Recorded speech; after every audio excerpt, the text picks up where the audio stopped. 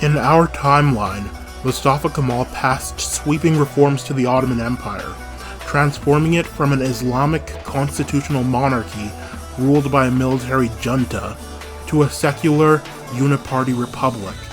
His goal was to turn the Turkish Republic into a Western liberal state, but even with the prestige he'd earned commanding troops at Gallipoli and in the War of Independence, he recognized that Turkey would need a transitionary period before becoming a true democracy.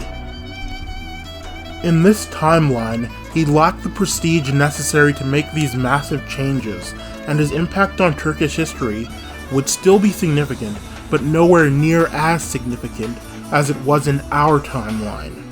You might also note that I called him Mustafa Kemal rather than Ataturk. Ataturk was a name given to him because of his role as the founder of modern Turkey. It means father of the Turks. In this scenario, his role in Turkey would be significant, but nowhere near as monumental, so his name wouldn't change. Mustafa Kemal would be very similar in this scenario to how he was in OTL. His belief in liberalism and secularism was rooted in his education as a young man, where he came to admire and respect the French Enlightenment philosophers like Rousseau and Montesquieu.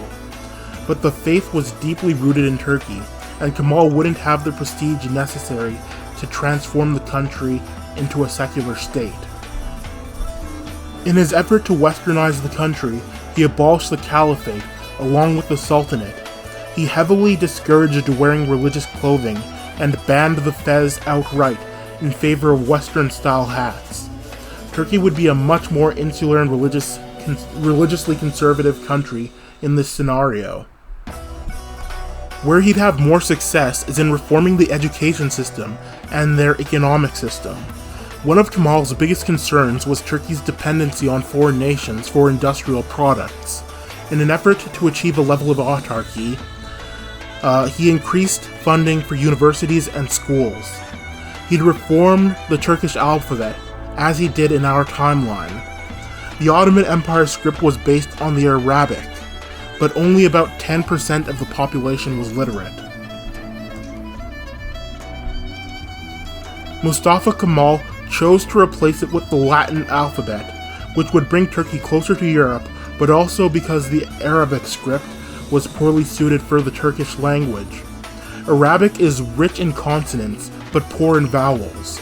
Turkish is the exact opposite. Switching to the Latin alphabet would make raising the literacy rate easier. This had actually been proposed as far back as in 1862 during the Tanzimat reforms of Sultan Abdulaziz. Under Hitler, Germany and Austria saw an academic exodus. Many intellectuals fled the country, due either to persecution based on their race or their political affiliation. Kemal made the political decision to open up the Republic of Turkey to many of these academics, who began teaching at Turkish institutions. In this scenario, Grand Vizier Mustafa Kemal would do very much the same thing for the Ottoman Empire. Kemal was a statist in his economic policies. He favored heavy government intervention in the economy. In this scenario, outside of petroleum, the Ottoman Empire's economy would be based around its agricultural output, although this would be relatively low due to a lack of mechanization. Mustafa would establish several state-owned factories for textiles, machine making, as well as state banks to back economic activity. He would nationalize the railway network, which were owned by European companies, and establish a state railway company to manage and expand it. In 1933, he implemented a 5-year plan for economic development.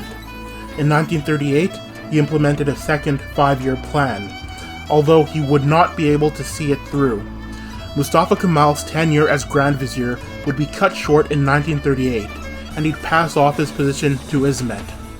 Kemal was a heavy smoker and drinker, and would die of cirrhosis of the liver. Drugs are bad. You shouldn't do drugs. if you do them, you're bad, because drugs are bad, okay? It's a bad thing to do drugs, so don't be bad by doing drugs, okay? That'd be bad. The drugs are bad, okay? Thanks for watching, I hope you enjoyed. If you did, please like, share, comment, and subscribe, and stay tuned for part 5.